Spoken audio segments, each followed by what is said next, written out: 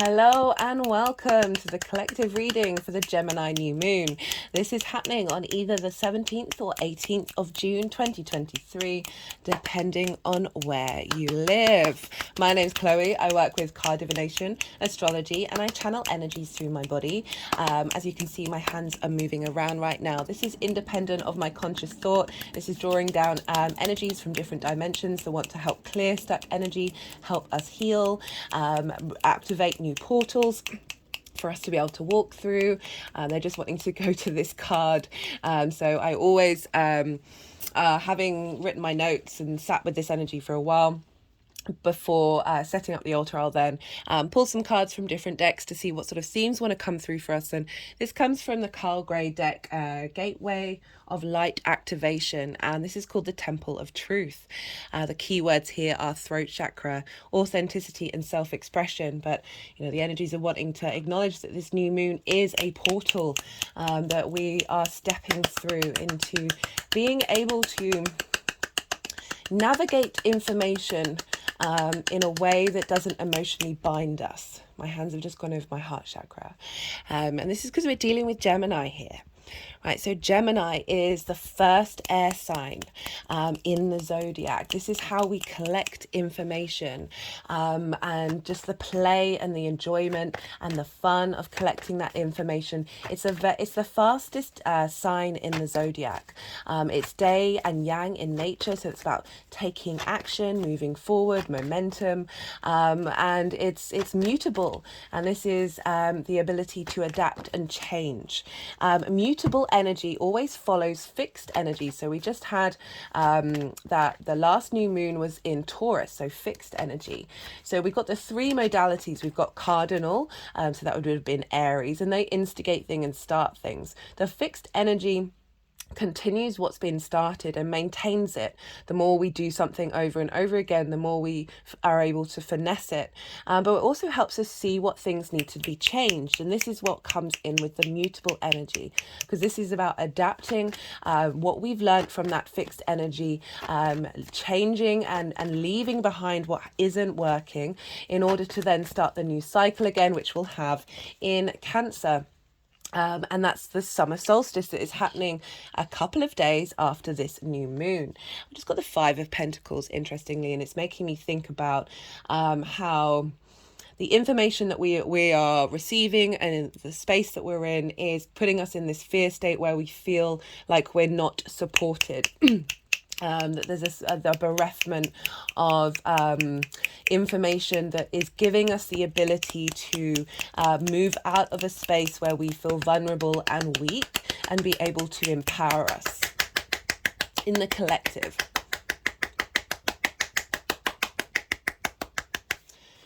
So, so this new moon, new moons are a new beginning, a fresh, new start, but the word new I always have difficulties with because it's based off of everything that's come before us.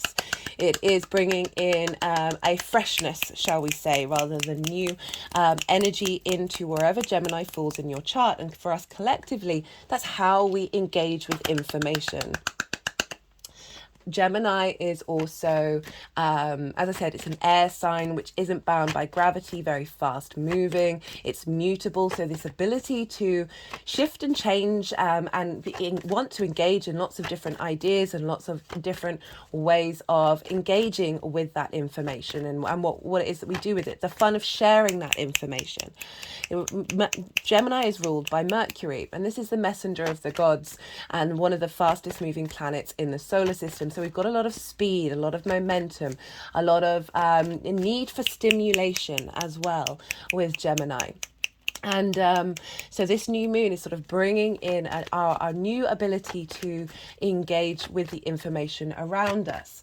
It's just before Cancer, which is then how we what we do with that information, how we emotionally connect to it. So there's a sense of not being bound with Gemini, of being comfortable with different ideas. So certainly that's something you want to draw in. But one of the main things about this new moon is it is a degree after the Mars retrograde. So Mars, so this is happening at 26 degrees and 43 minutes. And the Mars retrograde that we had, remember we had Mars in Gemini for around 8 months, started the retrograde at 25 degrees. And so this is a real pivot point of engaging with the lessons that we've been learning with that Mars retrograde and having a fresh new start in the sign that it was in. And so the sun has been moving through Gemini, helping us get some clarity of that journey of that Mars retrograde that had a big impact on us all. And now the moon will move through there and conjoin with the sun and help bring in this ability for us to then just got the star card come up. So I was talking about how we're able to engage with information where we're not getting triggered, where we're not getting knocked off our perch. And the star card is all about deep healing. So I feel like we've gone through a process of deep healing, that through that internal journey of healing every part of us, we then grow strong foundations. The star card, she is authentically herself. She is not masking. And very interestingly, it's gone with the card of the mask, which I will bring in later on, that we have been cultivating this ability to be strong when surrounded by information that doesn't necessarily match what our preferences are. Where was I? Right. So having this fresh new moon where we're planting seeds that are going to help cultivate this new ability to engage with information from a healed space, rather than reacting to information, whether it's through a fear space or a space of discord, in the way that our preferences block the ability to engage mindfully in what's being shown to us. Just got the 10 of Pentacles. So this is about legacy. So bringing in a sense of what this new moon is allowing us to do is be able to engage in the world long term, without falling into the pit, without being able to engage. It's just such a light-hearted sign. It's very playful. Whenever I think about Gemini, because I've got a Virgo sun, right? So Virgo is also ruled by Mercury, but it's also an earth sign and a yin night sign. So more of the observer, and wanting things to be in flow, very mercurial energy, in the 3D realm, often linked into healing and service. Whereas Gemini is pure. So Mercury in mythology is also the healer, but also the trickster. And the trickster energy very much comes out in Gemini, this sense of the devil's advocate. And an advocate is another way of saying lawyer. And so you're arguing the other side, regardless of whether you agree with it, and being able to be open to that. The synchronicities around this moon, ever since the Sagittarius full moon, have been quite wild. Like I've had lots of people in my life who have Gemini placements come into my life. I met someone who I hadn't seen for a year, found out that he was a Gemini, and we just spent the whole evening being able to be in a space of debate and just sharing information. We didn't always agree with each other. There wasn't there wasn't sensitivity involved. There wasn't triggers. This ability to sort of pull each other up on our ideas and help us question them and go into them further, but being able to jump from idea to idea as well.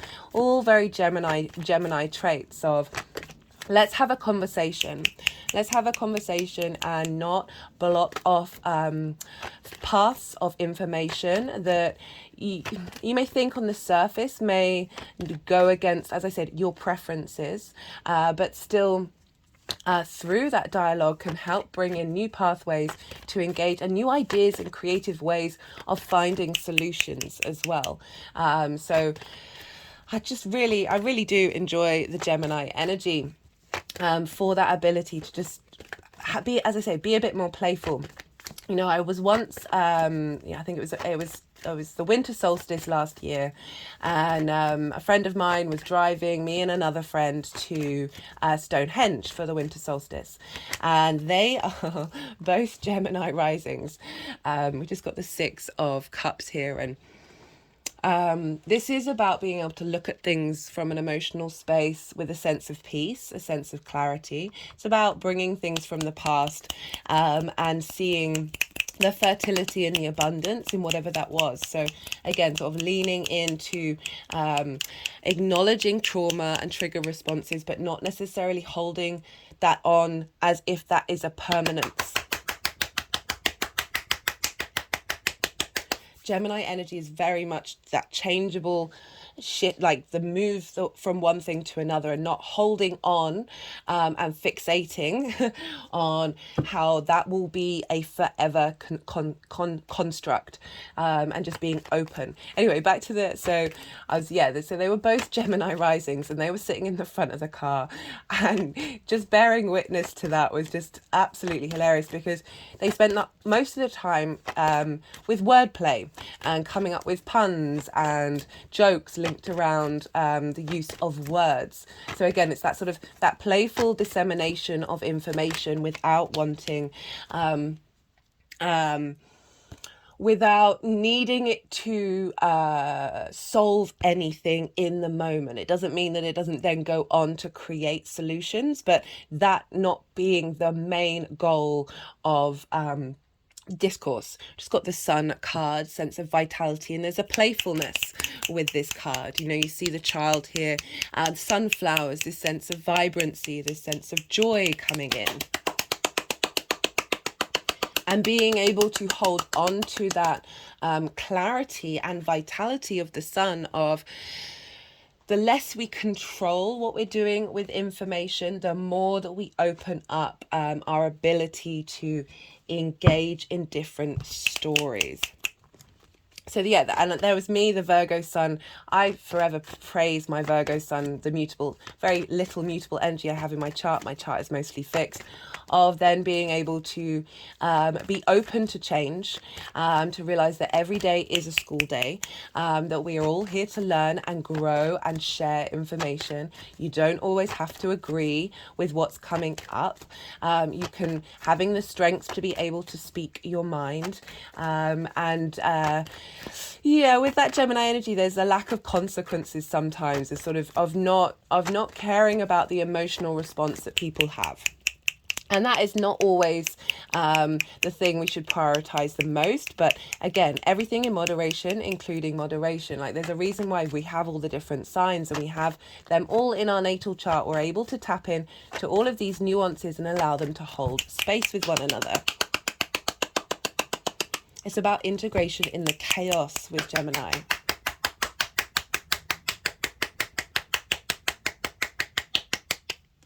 So it's a degree after this Mars retrograde. So this, again, really highlighting this fresh new start. And not only that, but okay, for the Sagittarius full moon, the moon was on the Great Attractor, which is this huge anomaly in space that is pulling lots of different galaxies, including our own, towards it. It's able to refract light, and able to see things differently from a different perspective. Now, this new moon, following that Sagittarius full moon, that opposition, we have the moon is opposite the what's called this what's it? Oh my god. The galactic center. Kept wanting to say Great Attractor in my head. And the galactic center is the center of the solar system, the center of the Milky Way, and it's a massive portal of energy. So our sun is a portal into different solar systems, and the galactic center is a portal into different galaxies. So we're going to have this moon, the sun and moon conjunct. So we've got our unconscious mind, the moon having very little light shining from it, and the sun being so bright, feeding into our intentions that we're putting into our unconscious space. And this is receiving a direct download from the galactic center. So we've got these galactic information coming through, helping us rebalance what, yes, collecting information, but also the sort of the bigger picture side of it, and bringing that bigger picture into our unconscious space. Just got the 9 of Pentacles while talking about the galactic center. Love the 9 of Pentacles. This is all about making decisions for yourself. So very Gemini energy, our personal connection with information that is based on our long-term goals. Which arguably you could see in the Sagittarius part of our chart. Like, how do our philosophies match with the direction that we're heading in? And this is the very independent card. So the things that we're doing around this time are creating this energy that's going to help bring in this sense of abundance. And that can be anything specific to you, being able to prioritize self without stepping outside of your integrity. What was I talking about? So we're getting this massive download from the galactic center that's, tapping into 4 of Pentacles, going with that sense of inner power, inner structure, that isn't getting like I said, knocked off its perch. Like, Gemini has the ability to jump from one thing to another without taking it personally, without fixating on what do I want to say? Without fixating on no, it's not coming, so something else. Let's carry on and keep going. There's a deep sense of curiosity with Gemini, of the playfulness and the joy of collecting that information. So that Mercury trickster energy of sharing information that might be provocative in order to promote discourse, in order to I've got the 6 of Wands. This is about victory, but this is the individual with the collective, and it's our passions as well. So it's highlighting that we can be our individual selves, and we can still, by expressing all of these things and doing it sort of like a round table of everybody sitting and sharing their viewpoints, that there is difference and discourse, but there's always commonalities. There's always commonalities, that it's not only serving the individual, but serving the collective by being open to conversation. It doesn't mean you shouldn't have preferences, but it's really asking us to step away from always needing meaning. And that's very hard for us to do as meaning-making machines. I'm going to list 3 videos in the description box that have cropped up on my feed. Certainly one thing that I've noticed is I've started asking questions and then just forgetting about them. And usually in a day or two, someone will come into my life and provide an answer, or it will come up through YouTube, through Instagram even. The synchronicities have been really quite crazy, and we're in this space of being able to collect information and work with it and see what comes up without holding any expectations. There are 3 videos. One of them is a conversation between 2 philosophers. And one of them is Jordan B. Peterson, who I know is controversial. But again, this Gemini energy, one of my favorite phrases is, don't throw the baby out with the bathwater. And that's implying, if somebody says something that you resonate with and then goes along and says something that you don't resonate, it does, the fact that they've said something you don't resonate with doesn't invalidate what you did resonate with. And our ability to be able to be open and question everything. I always say question the world around you, question the people around you, question me, question yourself. The more that we do that, the more we're at peace with discord, the more that we're at peace with what might be considered chaos. Anyway, so this is a conversation between 2 philosophers. about meaning, about how our brain collects information, and also about spirituality and God. Fantastic video, thoroughly recommend it. And it was after a conversation I was having with somebody who's a Gemini rising about the polarity between autism and ADHD. And if you break it down in very simple terms, and this is not denying the nuances of things, this is an either side of the same coin of control and chaos, of needing meaning and exploring, as I said, that chaos energy. And this video came up and it was very much saying that we need both of those things in order for our brain to thrive. Okay, I'm going to try and break it down in simple terms. So they were saying how the best way to collect information is from lots of different sources in order to minimize bias as much as possible. Like so often in the media, we are all in feedback loops with one another. Right, so you'll tune in to the things that you resonate with and close off the things that you don't. And so therefore you're in a vacuum, hearing information that everyone listening to is often in agreement with. And then that moves away from questioning the source. And so they're suggesting that the more that you engage in lots of different sources from lots of different places, the more that you can figure out what's important to you, what the root of what you want to engage in, and that how that information is put together, the less bias there is because it's coming from lots of different directions. They were then saying how the mind will then decompress all that information. So it's essentially syncing all that information up in order to get common denominators. And it's trying to organize all of that information into generalized patterns. And so that's the element of control. And then in order to for your mind to thrive, your mind then breaks that all up to a certain degree, not fully, but to a certain degree, has all of that information, or all of those neural pathways just break up a little bit, and that brings in the chaos part. So that's sort of shaking up these patterns and these habits that we formed with that information, breaking those up a little bit in order to find new paths. And I feel like sometimes that Gemini energy can be incredibly chaotic, can be very left field, in order to sort of shake up the habit formings that we can have in our lives. And so this is and I think Peterson then referenced how that's what psychedelics do. And for those of you who are regulars, often bring down this image that I have, which is how the brain pathways look like after you've had psilocybin.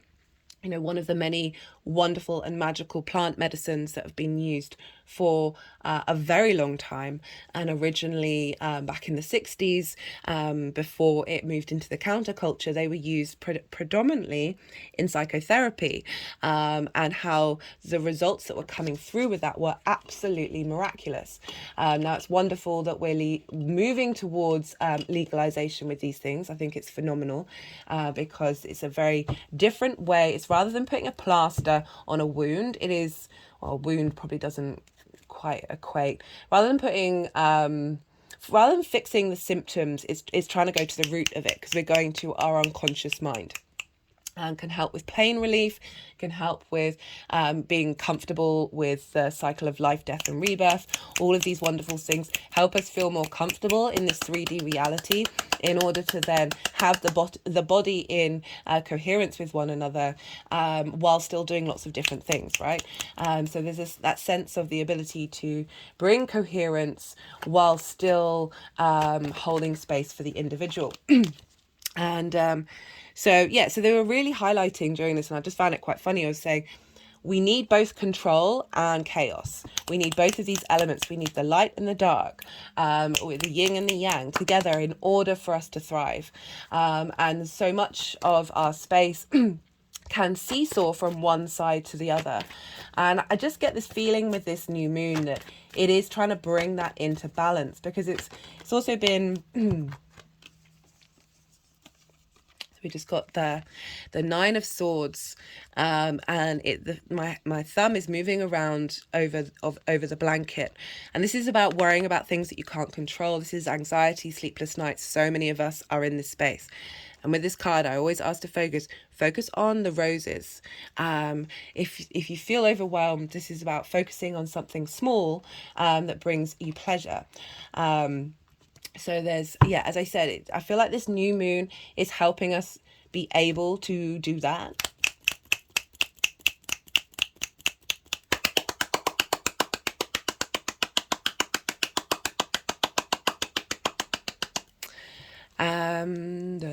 Because we are meaning-making machines. We are creatures of habit. It's incredibly hard to sort of break out of this construct of what is meaning. How do we get to that meaning? How do we find the root of anything? Well, we can't. Like, everything is an illusion, but we are very much in this 3D world where making meaning out of things is incredibly productive and supporting of this 3D existence. So it's one of the many paradoxes that we have to deal with, of surrendering to the all, surrendering to the fact that we know nothing, while realizing that having some idea of what's going on is also very helpful.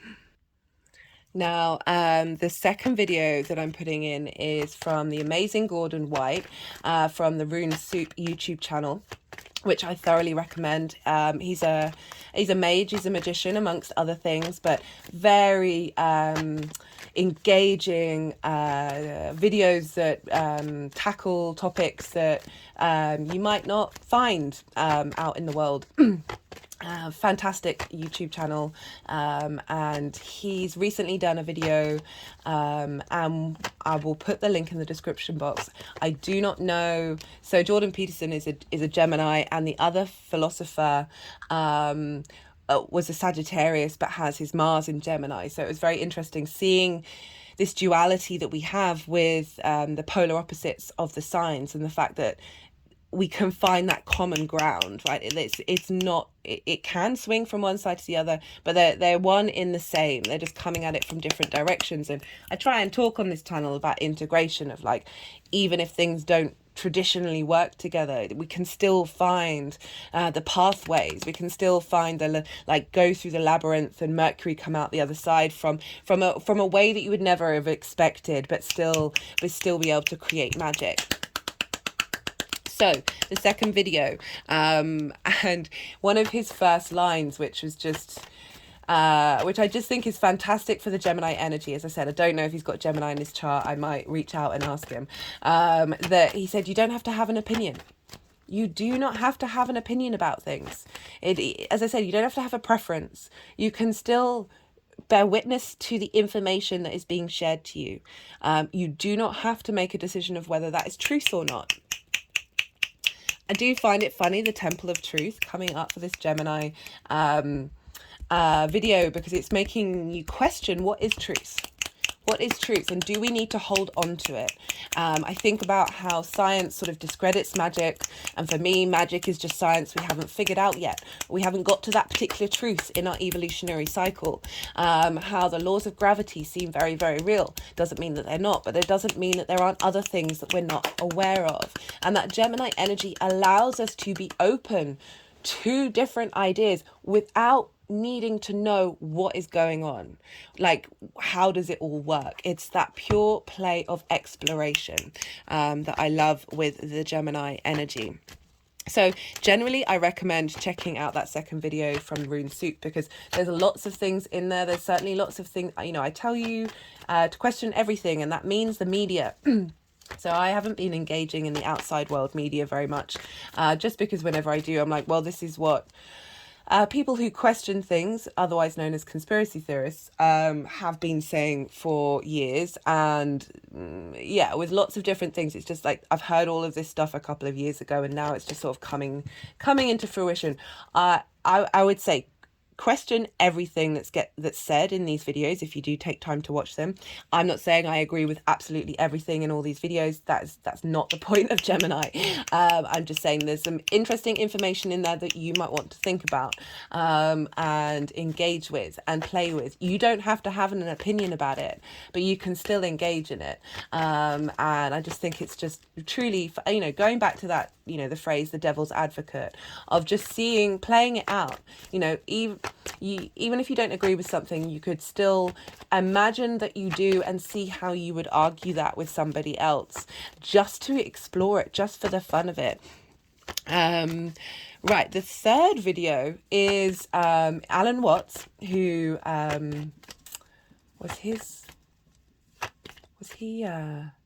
he's got Saturn and Gemini, and he didn't come up with this parable, but it's from a Taoist parable about the farmer. And this came up in my feed from somebody else, and it really, really resonated. And the energies that I channel really appreciate the mentality behind this parable. And so this is about a farmer whose horse runs away, and the neighbors say, "Oh, this is terrible. This is terrible." And the farmer goes, "Maybe." And then their horse brings back loads of wild horses. And the neighbors say, "This is fantastic. This is amazing." And the farmer goes, "Maybe." And then his son, who is trying to tame one of these horses, falls off the horse and breaks his leg. And the neighbors go, "Oh, this is awful. This is terrible. How are you going to be able to survive?" And the farmer goes, "Maybe." And then this army comes along and says, "We want your son. We're going off fighting." And the farmer says, "Well, his leg's broken. He can't." And the neighbors go, "Oh, that was amazing. That was amazing." And he goes, "Maybe." And what I really like about this, and the phrase that I was using, is "you can't call it." You can't call it. And that's what the energies have really been resonating with. Essentially that, the good or the bad, we are applying meaning to it. The twins, one was, in mythology, one was, I can't remember what it is. It's either one is fully immortal and one is mortal, or one is immortal and one is half immortal. Can't remember. Anyway, it's this sense of separation, this sense of favoriting the immortal over the mortal. Right, the good or the bad, however the light and the dark, having preferences, favoring, having an opinion on what is a good situation, what isn't a good situation. And the fact is, so often we don't actually know. We don't know the outcome of things. I look at the universe as this insane tapestry of energy that is far more complex and yet perfectly all of it itself. But essentially there's narratives going on, there's formations going on that are well and above our ability to comprehend, and having a response to a situation in the moment is a very, very natural thing, because we then go into our meaning making and saying, "Oh, well, the likelihood of this," we start putting expectations, and we start putting expectations and consequences on to the future, and when we start doing that, we're blocking off the quantum field, right? We're blocking off all the possibilities that could happen, and so this Gemini energy, which I very much feel comes in that parable, is that maybe we don't know. We just don't know. We can have an idea, but do we want to commit to it fully?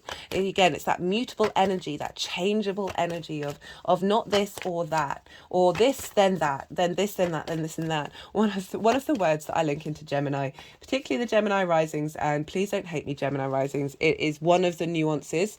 We all have different energies and can embody all of them, but is not only incredibly creative and playful and energetic, very catalytic energy, but also whiplash, because it can be the pleasure of engaging in all the different things can mean not necessarily getting any of them done or doing any of them.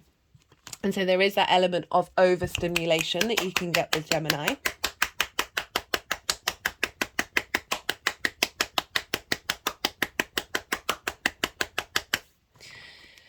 speaking of Gemini, everything right now, all the planets in the sky are ruled by Gemini, ruled by Mercury, because Mercury's in Gemini right now, currently squaring Saturn. It's been a bit difficult getting to sitting down and doing it. There's been a push pull to this desire of not committing, and the authority of doing something long term has definitely been coming through, but also more this sort of wanting to be in a state of movement and not necessarily, as I say, being committed to this video, which could be up to 2 hours long. I'm going to try and make it short, guys. I promise. I know these can get long, but I love them. These are my favorites, the collective readings. Can't lie. So everything is being governed by Gemini, being governed by Mercury. So we've got a lot of movement and momentum and shifts and changes happening. So we're coming into the balsamic phase of this new moon. And this is going to be a clearing out of the clutter, that defragging of how we engage in that information, old structures that haven't necessarily served us, opening us up to, the Temple of Truth card. It's an acknowledgement that we can strive for that, but it might not ever be possible to get to. And through that acknowledgement of that paradox of, yes, there can arguably be certain essences that we can all sit down around and say that are true in this moment, but being open to change, open to that flexibility, I feel is where we find our deep authenticity, being able to hold space for that control and the chaos at the same time. So those are the 3 videos that I'm going to post, because I just feel that there's a lot of stuff in there that can really help bring in this new moon, and just tap into that very Gemini energy. Okay, other Geminis. We have Edward Snowden, and it's been 10 years since I think he's been in exile. Now, fascinating chart. Doesn't have the moon in Gemini, but has Mercury and the sun in Gemini at very similar degrees of where they're going to be in this new moon. He has his moon in Scorpio. And so collected information and then decided to share it. So it's this sense of being comfortable, of not worrying about the status quo that Gemini has. And interestingly, with the Scorpio energy, like Scorpio could often feel very comfortable saying the darker truths, and getting just being incredibly blunt and getting real with things. Gemini is just going to scatterbomb that information without necessarily wanting, Scorpio wants you to know the truth of things, the root of things. Whereas Gemini, I feel, just wants to bring this... Sorry, I just had to pause for a second. So Gemini just wants to bring this to the surface, and it's up to you. It's up to you to deal with it how you want to. There isn't much. This is simplifying things, but there isn't as much agenda. It's just that the desire to share the information, and I think about the sort of the Virgo side of it. Of being ruled by Mercury, of wanting to heal, wanting to fix. Everyone's got an agenda in one way or another.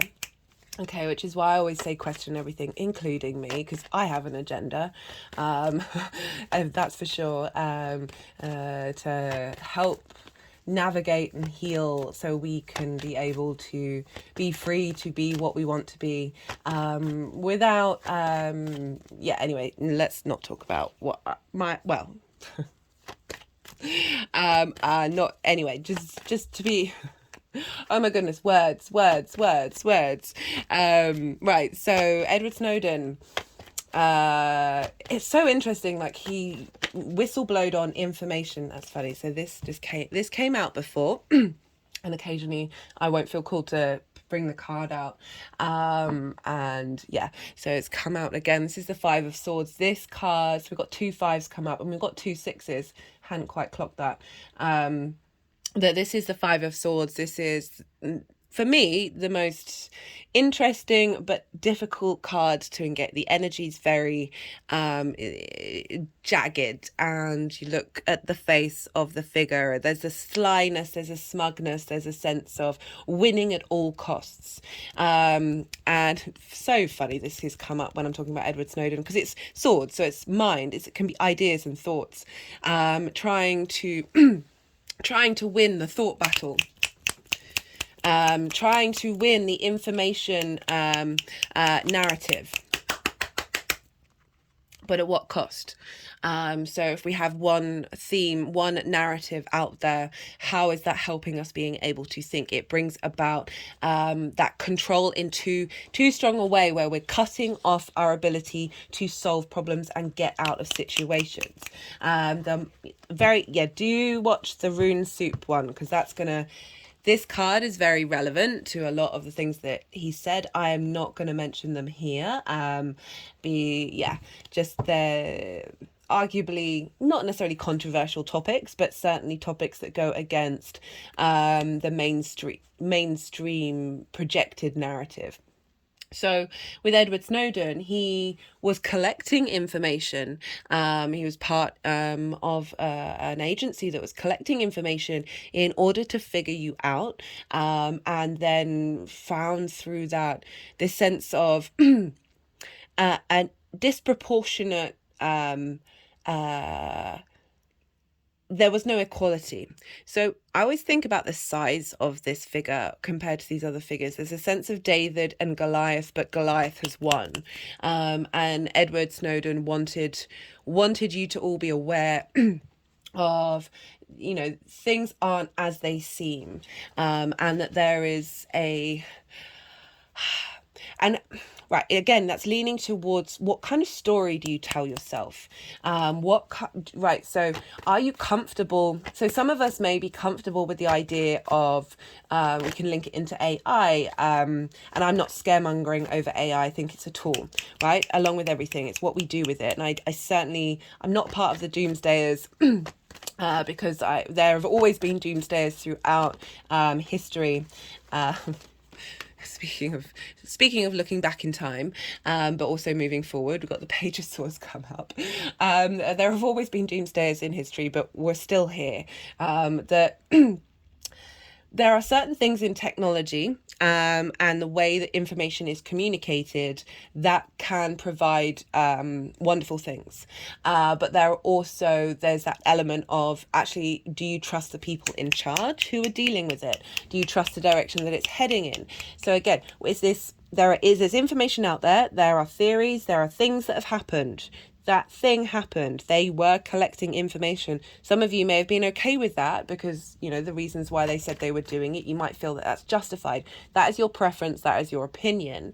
And others feel like that's a breach of privacy and completely unnecessary and actually part of a totalitarian state.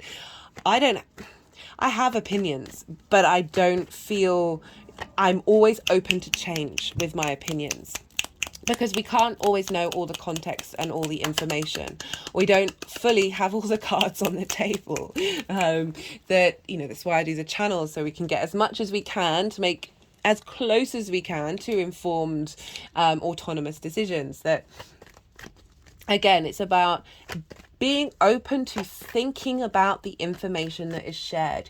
Then have your preferences, do what you need to do, but just being... That openness, I really feel, is fundamental. Just got the Tower in reverse while I'm talking about that, and I feel like that is helping us break... If you notice in the Tower, the disaster's only happening at the top, the sort of superficial level. Your foundations are still there. That is actually calling us to helping us. This new moon is helping pull down structures that have blocked information from coming in. Because, I'm talking a lot about the 3D here, but there's also going to be stuff from the 5D that we may have blocked off from our neural pathways, that this new moon is very much helping bring in. Just had an energetic release with that. Okay, so Edward Snowden, Russell Brand, who I mentioned in the full moon in Sagittarius video, because his MC's in Sagittarius, and he was having a chat with somebody who had Sagittarius. So there's been a lot of crossover between the Sagittarius and Gemini, the sign that we're doing. As I'm speaking about Sagittarius, got the King of Wands, we've got the Four of Wands. This is being in command of our passions, right? So we could get very passionate about the ideas that we have, and this is sidetracking from what I was about to talk about, is through hard work and dedication from engaging in this information, in this new framework of how we collect information, allowing our minds to download from different sources that aren't necessarily 3D, that we're then going to be able to embody our passions and take actions on them that are serving us in the long term. This is a celebration. A clearing out of the anxiety, clearing out of the clutter, in order to feel more in command of who we are, and how we then respond from a good foundations and drive of how we enact our passions, having cleared out a lot of, as I said, a bit of defrag from the mind, in order, that sort of, we have an idea of what the themes are, break them up, and then see what wants to come in. So Russell Brand, he's got Mercury and the Sun in Gemini, and I think something else. He likes to talk. He's very animated. That's another thing with Gemini, very animated. Rules the hands and the arms. And Russell Brand likes to share information. He's very eloquent in the way that he speaks, and very, just the play of words that he has is quite phenomenal. It might be, you might find it, if you don't know who this person is, I will link his YouTube channel in the description box. He has a certain style, but the information and a lot of his channel can be a bit repetitive, but that's, I appreciate he's got to push the content out there. And again, question what he's saying, question what information he's putting out there. We've all got an agenda. And it's important to realize that and remember that from any space in the spectrum. Just making me think of one of the things that Jordan B. Peterson said in his in the video that I'm linking, is that every book that he picks up, rather than forming opinion, he's seeking what he can learn from it. So again, that's stepping away from the binary. That's the beauty of Gemini. Even though it is the twins, there's this sense of duality. The ability to play with that duality really makes you realize that they are all one and the same, right? So it's not about separation. It's not about black and white. It's about acknowledging that these things do exist. And there is also the element of gray. There is that playfulness with that adaptability, that mutability of Gemini, though, of being able to switch from one side to the other and realize that there are themes with between the two. And yeah, it's just it's just fab. I love it. Who else? Lauryn Hill, fantastic lyricist and artist. Also has I think it's Sun and Mercury in Gemini, so ability to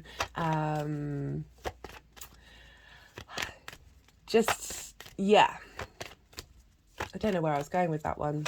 I think I was thinking more about the controversy around Gemini. As I said, she speaks her mind. She speaks her mind. That if you look into Gemini figures, there is a lot of controversy. There's obviously a certain ex-president who is a Gemini. There's Kanye who's a Gemini. There's a lot of controversy around Gemini.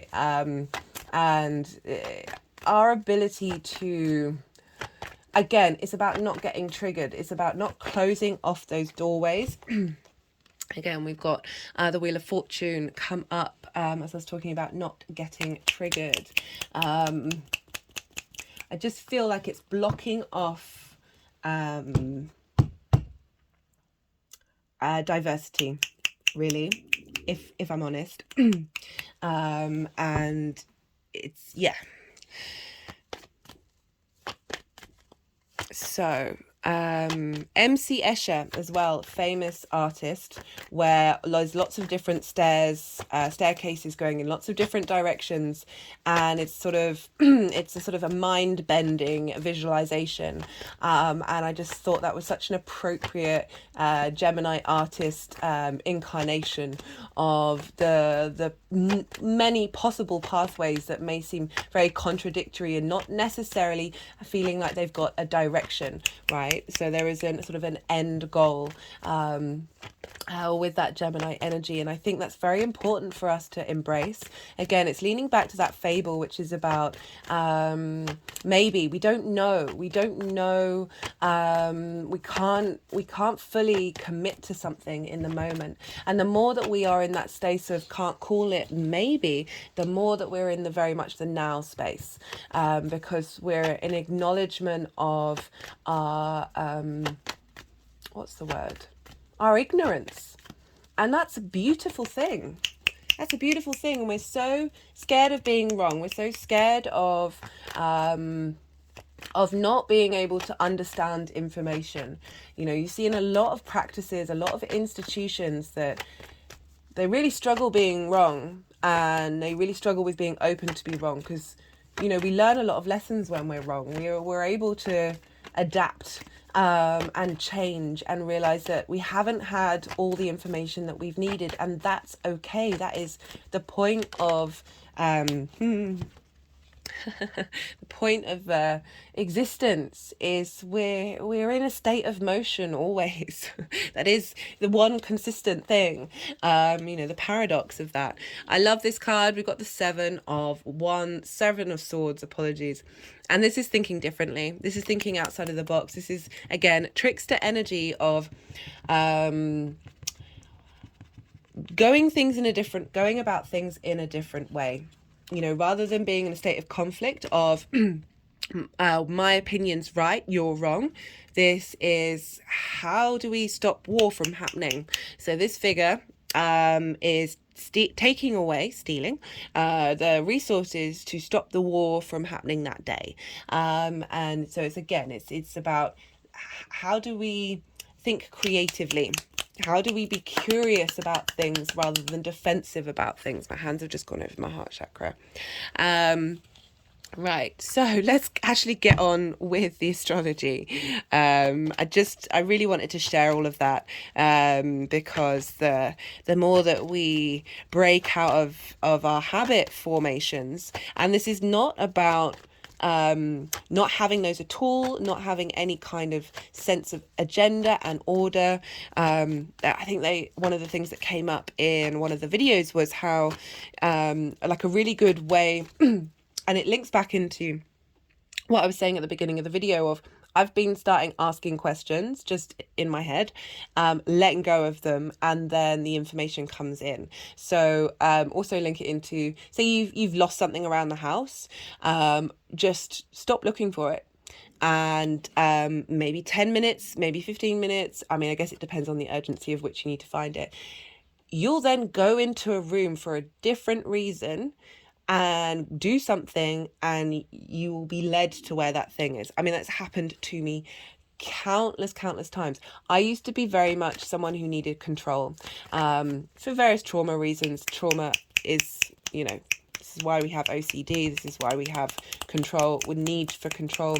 It's why people who suffer from trauma really struggle with the limbo phase, because that uncertainty, that chaos energy, we're already feeling so unsafe in our bodies, emotionally, spiritually, and physically, that we really try and seek it out in the outside world because of that instability.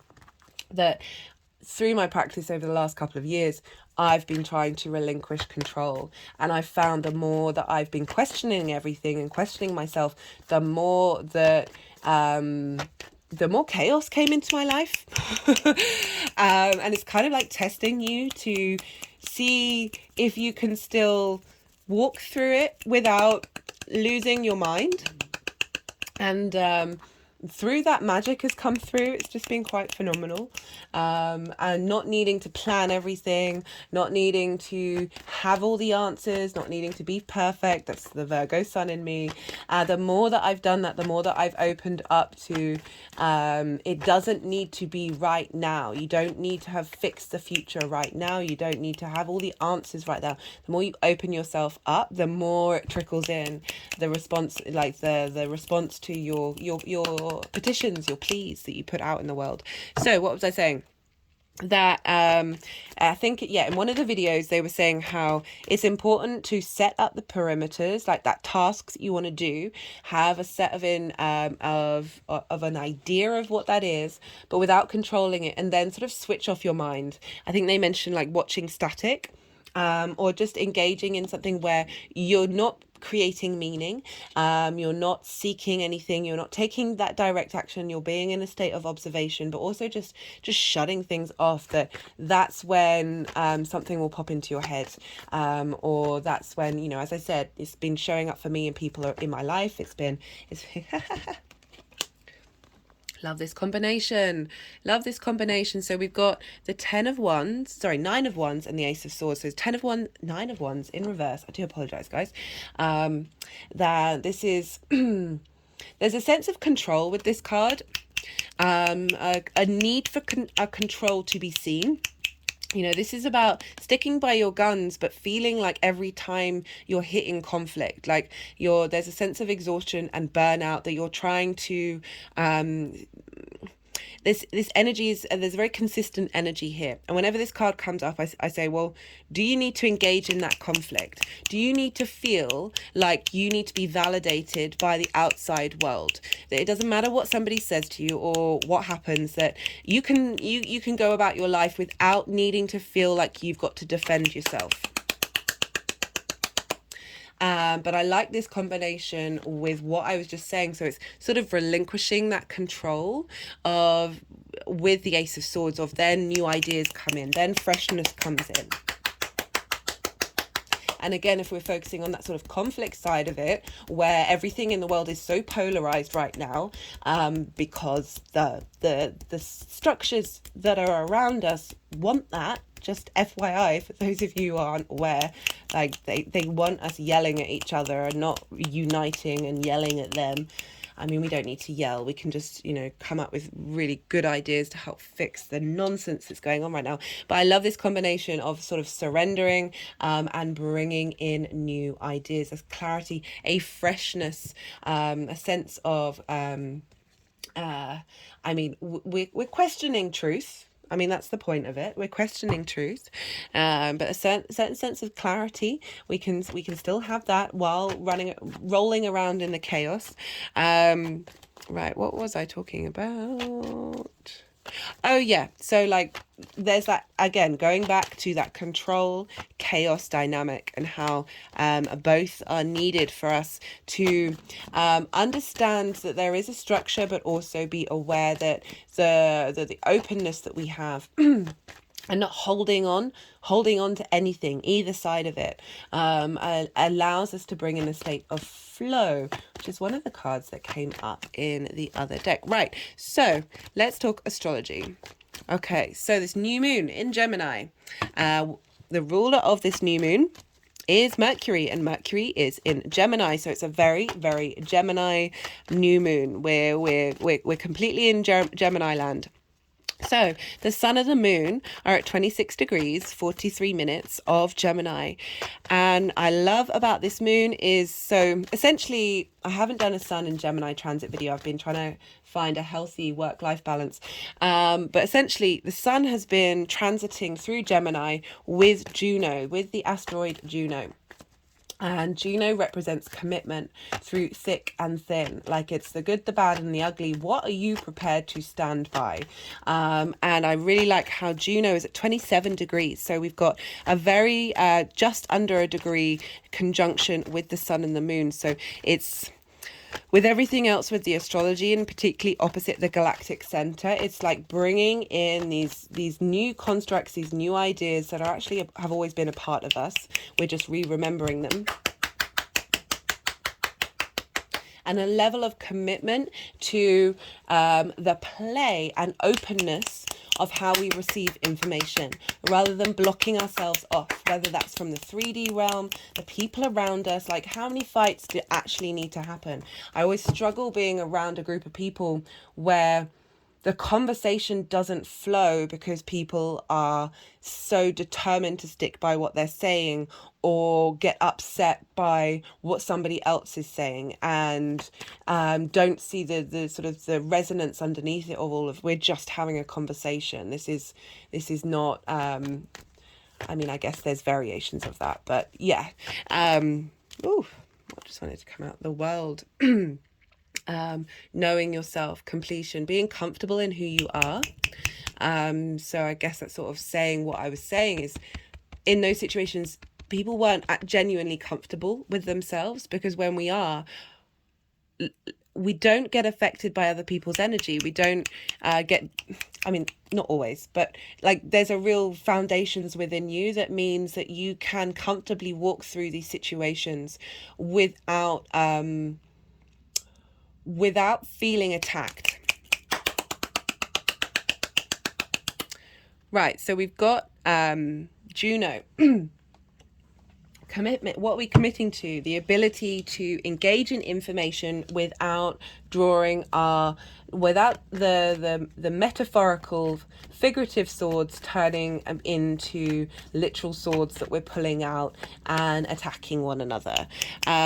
So love that we've got this level of commitment to this fresh new start, opposite the galactic center of being able to draw in these big picture ideas, these galactic downloads, and commit to them, from our soul agreements. It's not going to be anything other than that. And these are squaring Neptune. So Neptune is over in Pisces. Love that we've just got the Empress. So this sense of enjoying the 3D realm, the sense of fertility in our minds. This is Venus's card, and Venus is actually sextile Mercury during this time. But there's also a sense of joy here with the Empress. So we've got, let's go back to Neptune. So Neptune at 27 degrees of Pisces is squaring the Sun, Moon, and Juno. So this is how we bring in to manifestation all the possible quantum possibilities of the universe, right? So Neptune for me is everything all at once. And this is our ability to tap into the creative consciousness of the universe. Like, this table exists and it doesn't at the same time. The ability to hold space for paradoxes.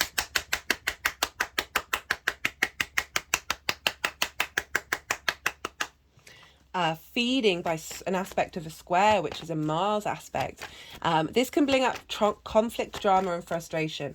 I feel like that might be more so in the big outside world, but on a personal level with squares, I always say friction. Friction is when we need friction in order to create in this 3D linear time frame we're very consciously aware that we're in.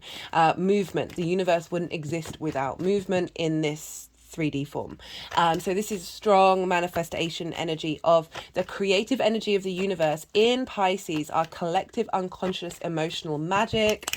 Oh, so much magic in Pisces. Feeding in, very apparent magic. Anyway, there's magic in all the signs, but they really do. The synchronicities with Pisces is just quite phenomenal. Of feeding into that new moon of, we're really thinking not only on a personal level of how we collect information, but on a big cosmic level. And this is squaring the galactic center. So we've got this impassioned Sagittarius generosity of the galactic center, squaring Neptune of how do we create magic. I talk about Neptune in Pisces in the Saturn transit video, so I do recommend those if you haven't checked it out, as well as the Jupiter and Venus transits, because they're all massive transits this year. And Neptune in Pisces, in terms of films, because films are very much linked into Neptune because it's about different realities, it's all adventure movies. It's all like people from different realities coming together to help fix things. And so I love that energy feeding into our mind of like bringing in past lives, bringing in entities that our soul wants to engage in. Anything, however you want to phrase it, creative energy, that very, very creative energy feeding into the curiosity of Gemini in order to start something very fresh and new and exciting. I mean, this is all going to be a bit different depending on where you have Mercury, Gemini in your chart. I will be doing an all 12 signs video series. So love that for us all.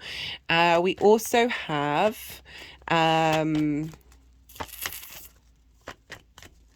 we have a square between the Sun and Moon and Juno with another asteroid, Ceres, in 29 degrees of Mercury. Oh, I keep saying that. Virgo. 29 degrees of Virgo, so we've got another square. So we've got Ceres, which is an asteroid and linked into the goddess Demetra in Greek mythology, or Ceres in Roman mythology, and she was the goddess of the harvest. She was the earth goddess. She was incredibly powerful and is one of the sort of key fundamental feminine deities throughout human evolution, and she is linked into the harvest of bringing the bounty in, especially in Virgo, very healing capacity. So I feel with this, so that's opposite Neptune, of the wisdom and knowledge of the creation energy of the universe, feeding into, bringing into balance our ability to nourish and heal in the 3D realm, Virgo, and be of service to ourselves and the people around us, feeding into this new moon. So I'm just getting this, that the information that we collect isn't going to hurt us in the same way. Like, division isn't... There are so many protests going on everywhere, absolutely everywhere. And they're scared. And the more that we unite, just got the moon. The moon represents the people. In traditional astrology, the sun, which we've also got, so we've got the sun and the moon. The sun used to represent the king, but it also now represents heads of state and just people in authority, and the moon is very much the people. So talking about how we come together, and you know, if you just sit down and have conversations with people, yeah, anyway. So this bounty of healing and cosmic ideas coming from Neptune and Ceres, feeding into that new moon and helping us commit to this new dynamic. What else is going on? We also have, this new moon will be trining the South Node. This is out of sign. So trines are usually of the same element. The South Node is in Scorpio. So the South Node represents our refinement of something. It's where we're comfortable, a clearing out, a purging, a cleansing, as I said, a refinement. And so a traditional trine would be in another water sign, which is Cancer, where the sun and the moon are just about to head into. So we've got an out of sign trine. I love it when we get out of sign aspects, because this is bringing about that same ease of information sharing. So usually same element, so they've got something in common, so they're feeding into one another. But this time we've got it between Gemini, which is mutable air, and yang day in nature, with Scorpio, which is fixed water and yin night in nature. So very different energies.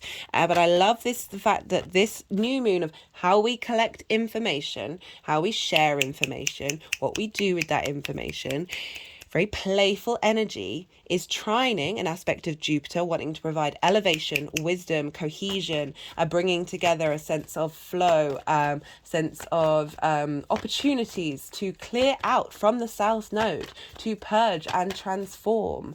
The deep, intense, fixed emotional structures we have around that information.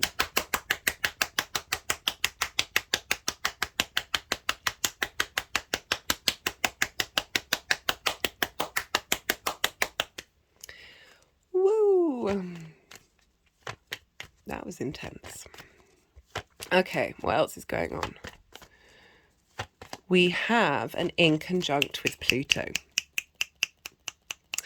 between Juno and Pluto.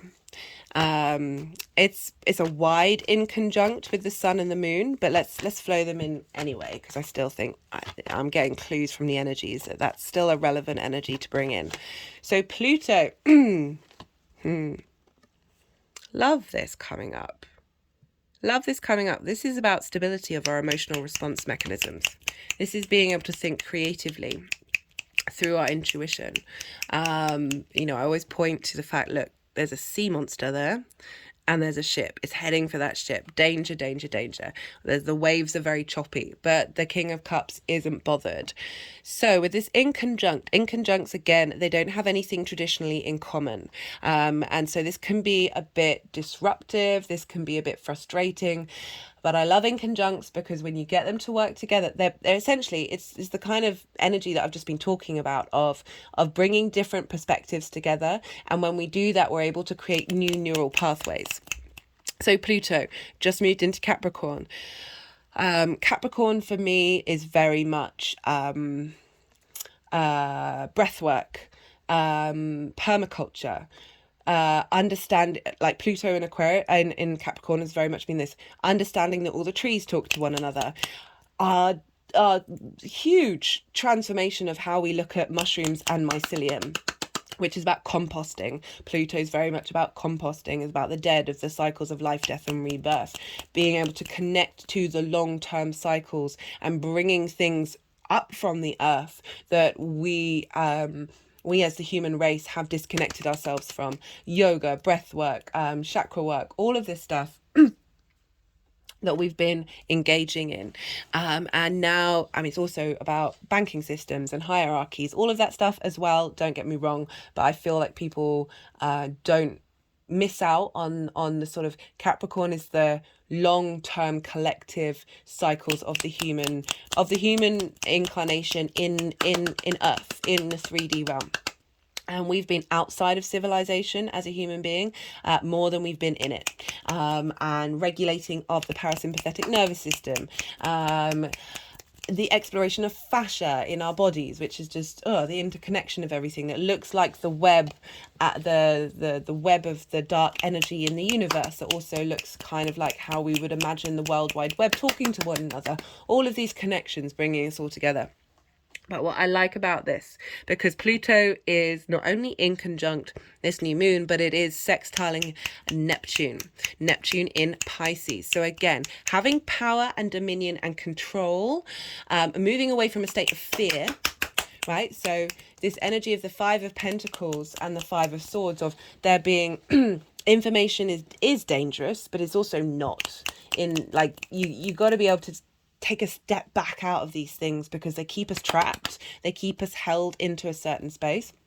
That this combination of Neptune and Pluto communicating to this new moon is like, there's strength and our ability to take action with how we process in our mind, how we understand things, and bring in real creativity and intuition into us as a collective.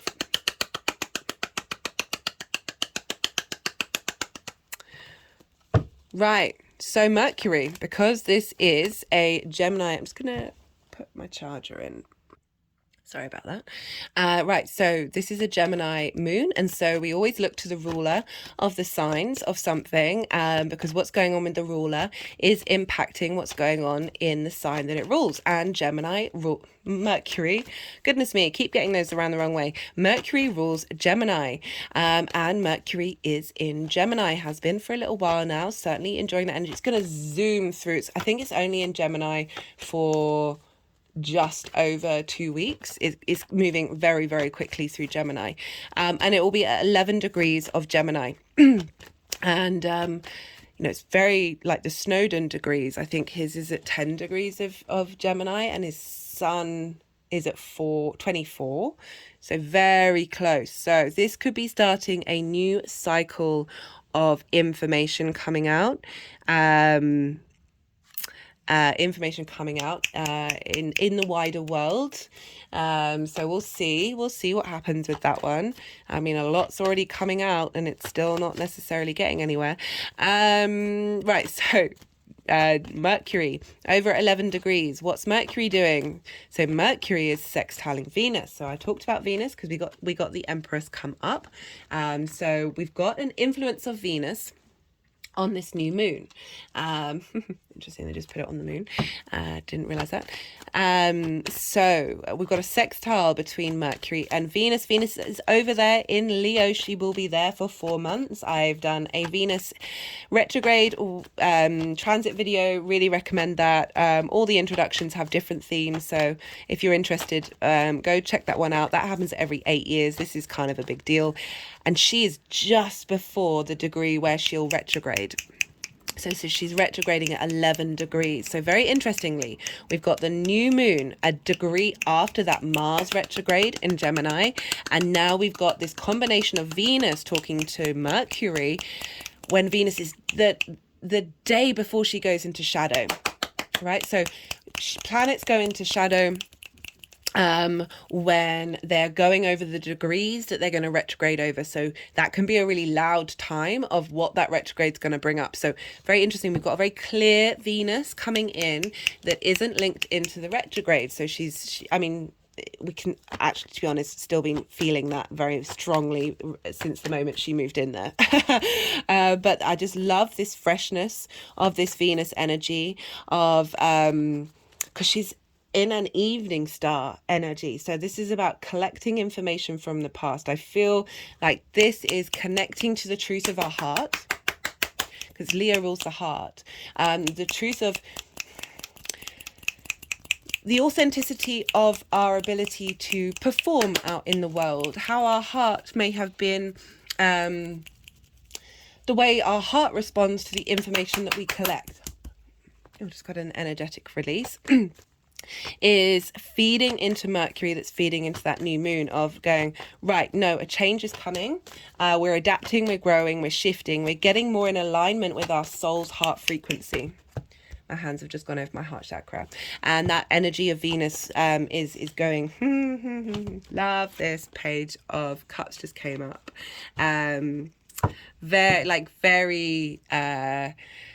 Very fresh energy, emotional energy, very creative, intuitive energy. There's a playfulness with pages, very useful energy in terms of not necessarily jaded by experiences. So I love that that's come up with that Venus Mercury sextile. So a sextile, as I said, aspect of Venus, wants to bring about creativity, value, appreciation, a sense of love, bringing harmonizing energy to Mercury. So all of that harmonizing Venus energy is feeding into Mercury before it then goes into that new moon. So we're getting support from Venus. Venus wants to tidy up our heart space. And by doing so, we're then able to be more comfortable with the information that we collect and download, because our heart isn't being triggered in the same way. And we're able to shine our light without fear of conflict. I really love this combination of being able to see the appreciation of why it is that we've thought the way that we thought, why we've been in this space, but not hold on to it, right? So we're harmonizing here. We're harmonizing how we share that information, how we create with that information. Mercury is also squaring Saturn. So we've got Saturn, who went retrograde 12 hours before this new moon. So we are going inward. We are revising our integrity, our foundations, our authority, our responsibility. We did get the World card, which is Saturn's card. Let me keep shuffling, actually. And that is all about boundaries. And the more we know ourselves, the less boundaries we need, again, because we're not getting triggered. We don't need to care so much about situations. They're not bothering us. That the more, through understanding ourselves, the less boundaries that we need. And I like this square because it's with the retrogrades, it can be internalized. And so we've got this sense of what structures for our emotional collective unconscious that we all engage in do we want to bring in, of how we understand and commute that information. That's sort of what structures of the mind do we want that's coming in from the unconscious collective? How about a fresh new start with that? You know, the fact that Mercury's making this aspect to Saturn with this new moon, of that sort of immediate download that Saturn's in a very potent position as it's in its initial retrograde phase of the agenda that Saturn wants, which is for us to be strong, integral, and understanding of consequences. And being able to walk our talk. So enjoying that. Is that everything? Three of Pentacles, one of my favorite cards in the deck. This is about mastery.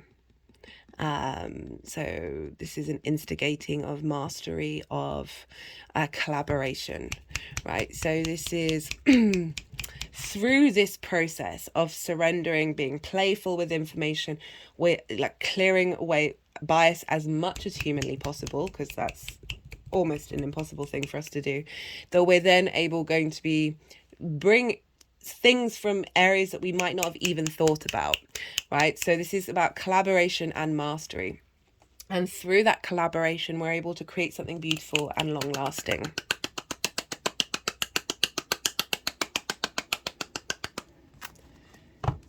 Right. What else did I want to say? I mean, Jupiter's going to be coming into a sextile with Saturn. That sextile is there.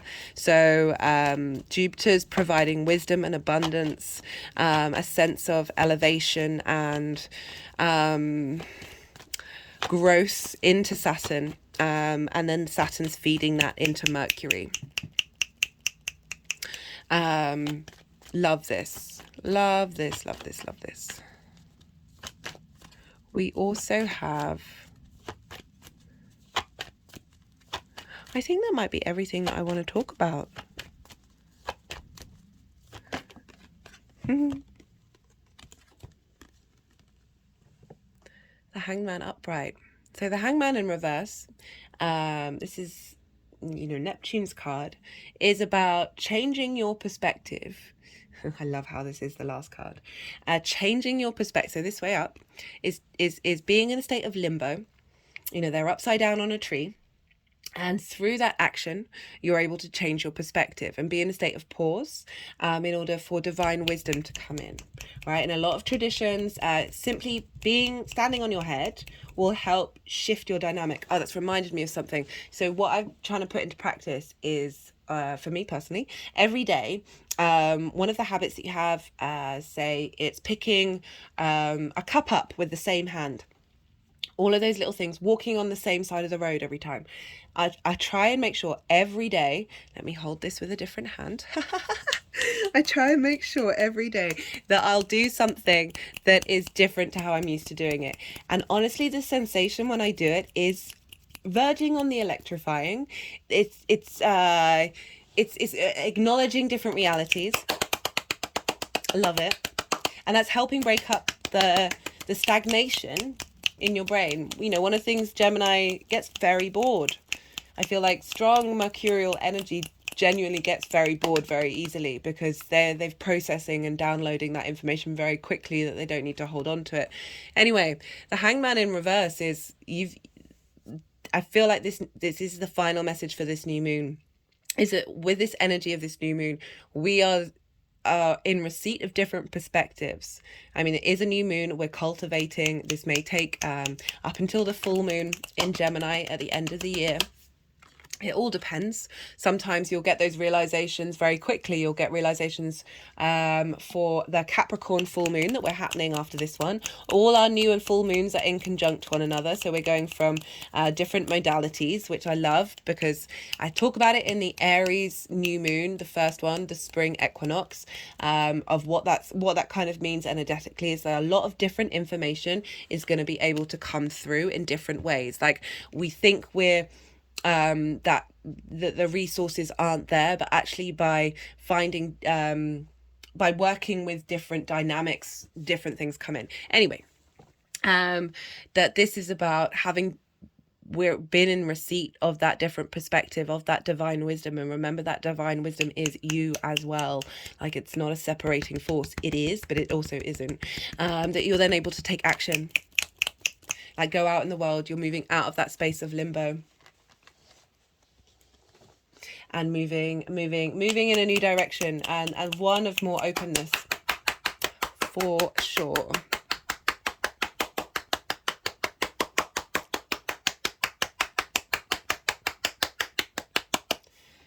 I'm just going to read from one of these cards. I'm going to break down the other cards that came through in one of the introductions of the All 12 Signs video series. But this is from the Rumi's Gift Oracle deck by Ari Hanova. And this is a selection of cards that all have poems from the Sufi mystic Rumi. And when this first came out, it's like fire, but we're dealing with air here. How does this relate? And I'm just going to read you the poem because I feel like it's kind of solidifying everything that's just been said. Wisdom says that only in fire you will find the beloved. Do not, and sorry, let me just qualify. The beloved is both God, the universe, as well as a mortal form. Wisdom says that only in fire you will find the beloved. Do not make a home in the uncertainty of these words. Oh, I apologize. I've got this completely wrong. I will start again. No, the thing is, the reason why I keep stopping is because there's a construct that Rumi has, and he talks about the 3 stages of life, and that is being uncooked, getting cooked, and burning. Being untouched by life's hardships leaves one uncooked and untransformed. So essentially saying that I just feel like this moon is going to help us weather the storm. I've been talking about this loads, like that we can lean into the love and light side of the universe, and yes, that's there. That is very much there, but the current structure that we're in right now is a lot of this, and a lot of, where is the other 5? Where is it? A lot of this. Where is it? Oh yeah, and a lot of this. Right? And if you think that it's all going to be not this, and then this comes along, and you lose faith, you lose hope, you get small, you hold on to this, you feel this, that it's I just feel that the energies in the sky want us to be strong, healthy, and thriving. They want vitality, and it means that we are able to walk through the difficulties with a sense of peace. It doesn't mean you don't emotionally respond to them. It's a very human thing to do, but like, think of the King of Cups, of not getting knocked off into the water and drowning, of being able to still walk through life with wisdom and a sense of clarity and understanding that this is all an illusion, but it's also all very real at the same time. Okay, so I'll start again. Wisdom says that only in fire you will find the beloved. Do not make a home in the certainty of these words. Instead, leap into the fire. Until you are burnt in the fire, you haven't been anointed by the beloved. Words will only point to more words. Forget words. Make yourself a home in the fire. So the fact that this is opposite the galactic center, fire in Sagittarius, with the house of words, Gemini, and it's implying that, as I said, words lead to other words. Be playful with it. Follow the passion, follow that desire. But it's that sense of, yes, things may happen that may be difficult, but through that you are transformed. And that's not, I'm still working on the whole fact that trauma can often bring about insane creativity.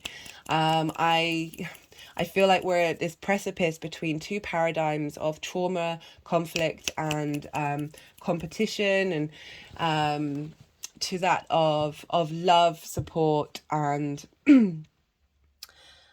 integrity, and that we're currently trying to figure out what we need in order to thrive, and yeah, we've all been through difficult traumas, but being able to switch up your neural pathways of how you attach information to that is so very important.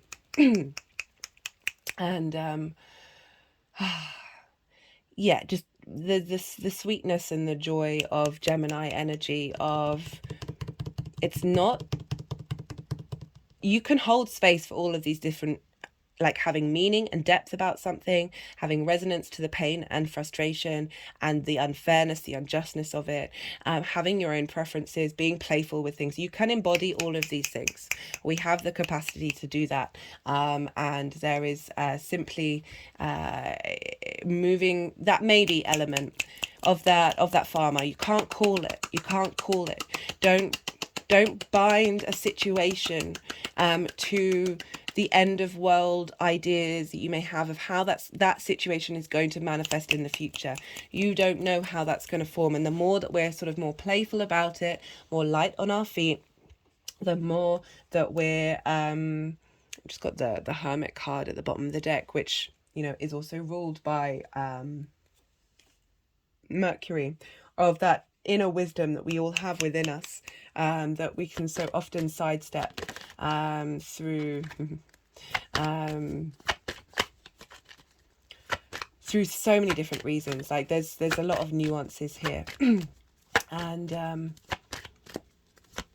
just wondering, I might read, there's a paragraph in that book linked into that poem that I might read in one of the introductions, because it's all about, well, just to summarize, that a beloved knocks on the door of their beloved and they're turned away, and they go out into the world and they treat everyone around them as if they are their beloved, despite what's going on in the world, despite what happens to them, even though they've been rejected and shamed and sent away. And through that journey of let me read it, through that journey of embodying love, that they then return back to their beloved's door. And where is it? 71.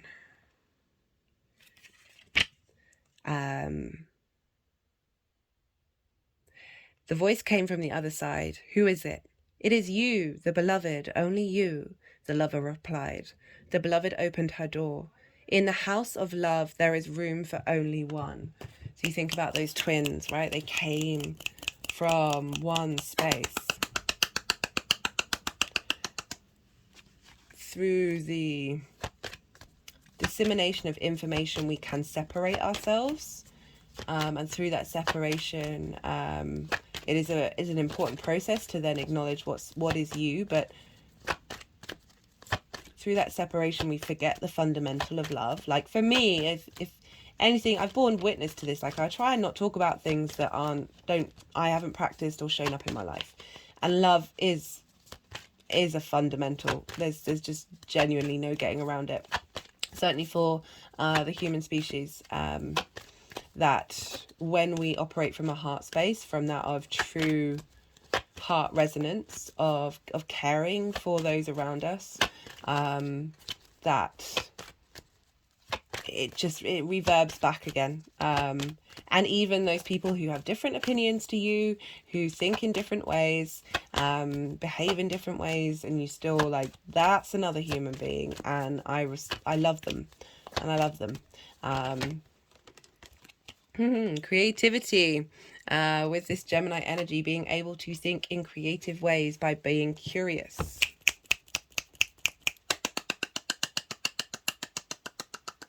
Let's see what else wants to come out. This is the numerology deck. All these decks are in the description box.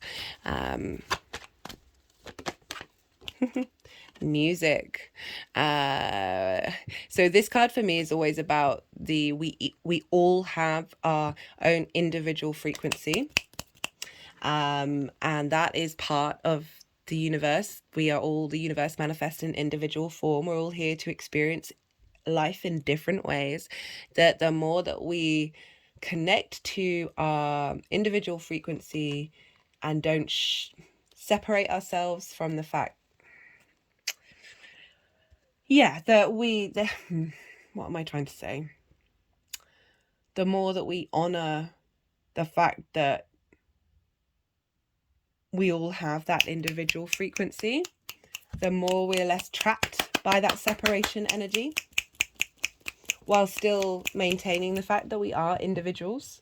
Like it's the paradoxes that come in with the duality.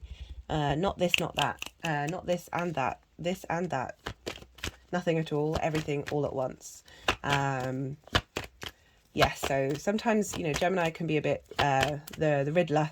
That sort of playful parables that can come about. Right, final card. Let's see what final card for the message of this Gemini new moon wants to come in for us all.